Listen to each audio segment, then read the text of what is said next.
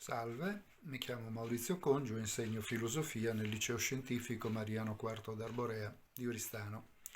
Oggi ci occuperemo di socialismo e cultura, prendendo spunto da un articolo scritto da Gramsci nel 1916 sul grido del popolo. Scrive Gramsci: bisogna disabituarsi e smettere di concepire la cultura come sapere enciclopedico, in cui l'uomo non è visto se non sotto forma di recipiente, da empire e stivare di dati empirici, di fatti bruti e sconnessi, che egli poi dovrà casellare nel suo cervello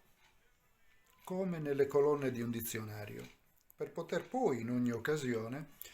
rispondere ai vari stimoli del mondo esterno.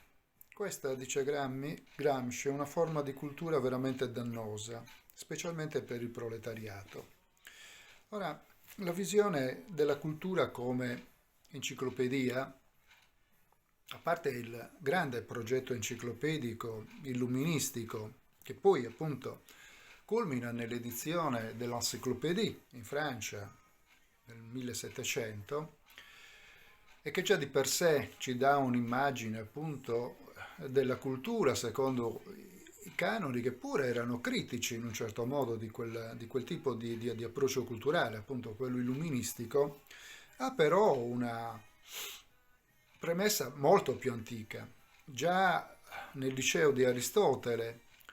la cultura viene organizzata in forma enciclopedica anche per ovviare a una trasformazione che a quei tempi, stiamo parlando del IV secolo a.C., era appena evidente, ma che poi si sarebbe approfondita nel corso del tempo, soprattutto in epoche piuttosto recenti, perlomeno dal 1800 in poi, che è quella dell'autonomia delle singole discipline scientifiche rispetto alla filosofia. Pur essendo la filosofia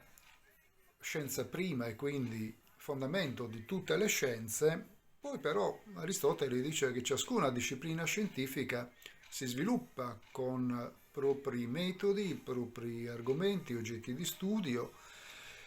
e che è giusto che in qualche modo si abbia una conoscenza, o che il filosofo debba avere una conoscenza più o meno approfondita non solo della filosofia, ma per esempio anche della matematica, della fisica, dell'astronomia e così via. Ora, se questa esigenza serviva in Aristotele, come anche nel pensiero illuministico del Settecento, a dare un quadro generale delle conoscenze che fosse possibilmente accessibile a tutti, di cui appunto l'edizione dell'enciclopedia francese, proprio con questo intento, con questo scopo, divulgare anche le conoscenze attraverso un'opera di più o meno facile consultazione. Chiaramente costava, non è che fosse accessibile a tutti, però l'intenzione era appunto quella di divulgare attraverso un'enciclopedia le conoscenze del tempo. Quindi aveva una funzione progressiva, democratica da questo punto di vista. Però certamente ci sono dei limiti, che sono quelli riscontrati da Gramsci, denunciati da Gramsci, cioè il rischio di considerare appunto questo tipo di conoscenza semplicemente come delle pillole da ingerire e poi ordinare non si sa bene in quale modo ogni volta che ci venga richiesto.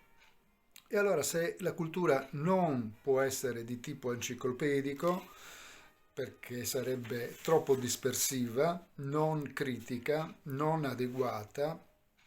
addirittura dannosa per certi versi, dice Gramsci,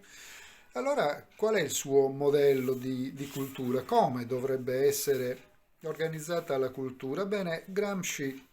dice che la cultura è organizzazione, disciplina del proprio io interiore, è presa di possesso della propria personalità e conquista di coscienza superiore, per la quale si riesce a comprendere il proprio valore storico, la propria funzione nella vita, i propri diritti e i propri doveri.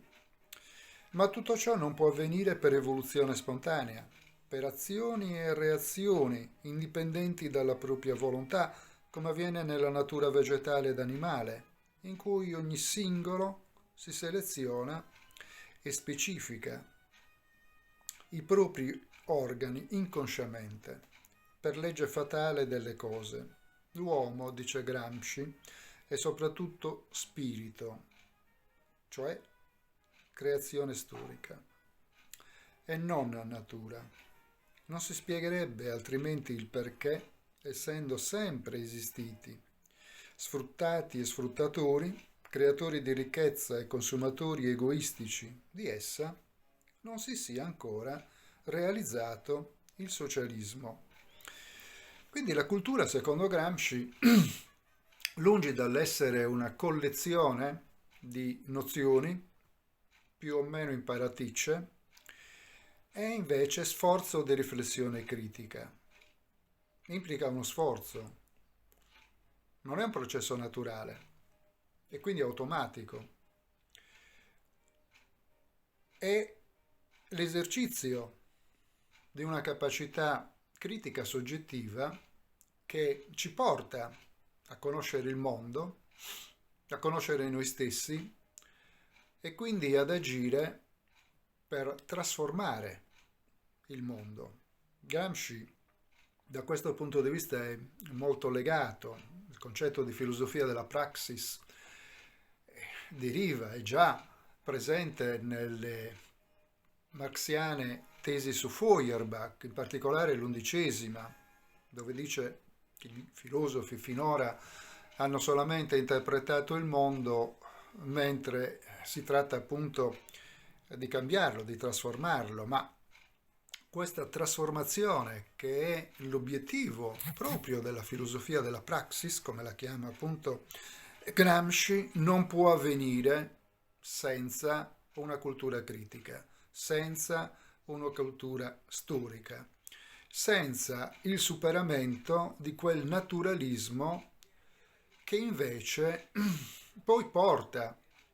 ad una certa passività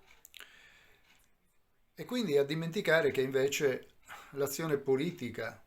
l'azione sindacale, ma qualunque tipo di azione che si svolga all'interno di una società e all'interno di un determinato contesto storico